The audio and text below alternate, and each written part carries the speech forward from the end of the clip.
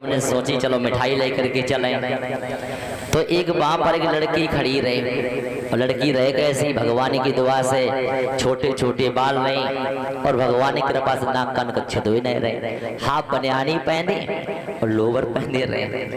तो हम पास में गए, हमने कैसे करो थोड़ी जल्दी मते, हमने भाई साहब थोड़ा हटना। एकदम से जैसे ही वाने सुनी भाई साहब हटना, एकदम से दौड़ के बकिया के बोली मैं तुम्हें भाई साहब दिखती हूँ। हमने कि तुम भाई साहब नहीं, तुम हो कौन?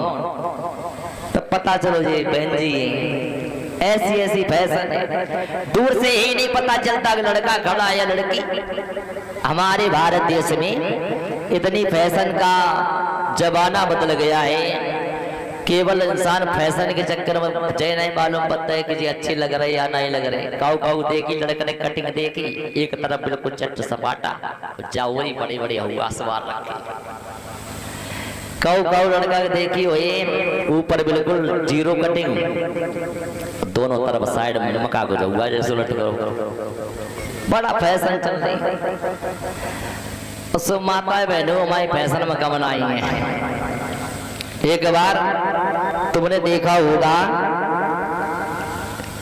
कंपटीशन हो गई बहन जी भाई में, लड़कन ने पीछे बार बड़े बड़े रखे, वो शुरू करो। माता जी ने समझी जी पीछे बड़े बड़े बार रखाओ तो ऐसो करो, मत तुम पीछे आगे से बार कटे वो शुरू करो। घर घर की बात है, हर क्षेत्र की बात। ब्यूटी पार्लर में जाने लगी माता बहने तो आगे देखो बार साइड में कटे कटे, पीछे बड़े बड़े। और एक विद्वान ये लिख रहा है कि पहले 16 श्रृंगार चलते थे, आज के जमाने में परीक्षा जी 16 नहीं कम से कम 20 श्रृंगार बन गई। माताएं बहने ने कौन कौन से 2 श्रृंगार बढ़ गई पता? एक सबसे पहले श्रृंगार बढ़ गो जो नाखून रखे हुए पैसा नहीं चली। देखो माताएं बहने ने कितने बड़े बड़े नाखून होता। और पहले कोई भी माता बहने मतलब भुएं सेट नहीं कराती थी, आजकल लड़की जवान बाद में तो पहले प्रो सेटिंग करे वो सीख जाती है, इतनी फैशन ही चलती है। लेकिन पवन रेखा जो है वो अपने बड़ा ही पति का सम्मान करती है, क्योंकि पतिव्रता स्त्री है। इसलिए एक दिन ऐसा हुआ महाराज उग्रसेन के पास में आई पवन रेखा, कहने लगी महाराज हमारे घर में वैसे तो किसी चीज की कोई कमी नहीं है, बड़ा बढ़िया तरीका से जीवन व्यतीत हो रहा है, और सबसे बड़ी एक चीज की कमी है। कौन सी? हमारी कोई संतान नहीं है। प्रजा के लोग कह रहे हैं कि राजा के अंदर इतनी शक्ति नहीं जिससे औलाद पैदा कर ले, और कोई ये कह रहा है कि रानी बांझ है, ये संतान पैदा करने की योग्य नहीं है। बड़ा ही अपमान हो रहा है, आंखों में आंसू की धारा बंध गई है।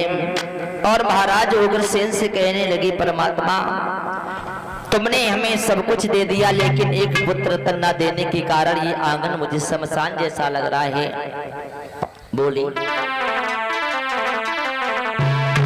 कि भारी को आंखें में नीर बंधे नहीं धीर रोई गई रानी, और बिन संतान के सैया घर में हुई गई है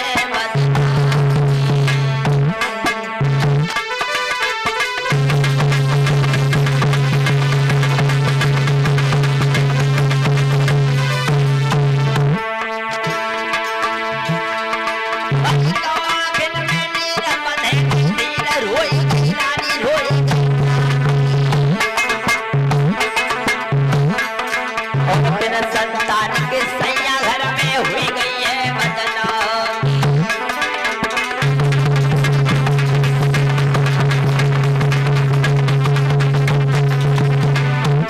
और सुनो महाराज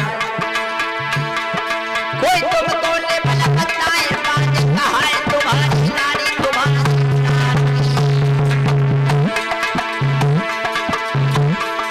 हाय तनी कह रोई गई याद माला।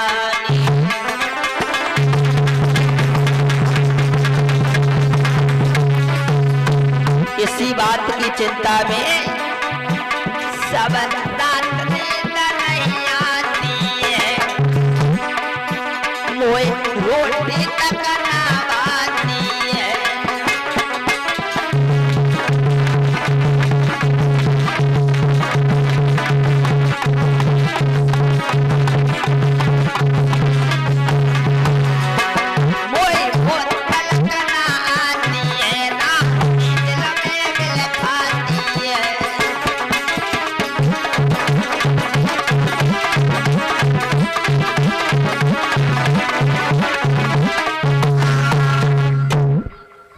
पवन रेखा कहने लगी, महाराज ये प्रजा के लोग बड़ा ही अपशब्द कहते हैं कि हमारे कोई लड़का नहीं है। कोई कह रहा है कि इतनी तुम्हारे अंदर शक्ति नहीं है जिससे कोई संतान पैदा हो जाए। कोई तुम्हें नेवल बता रहा है और कोई हमें बांझ बता रहा है। अगर हमारे कोई लड़का होता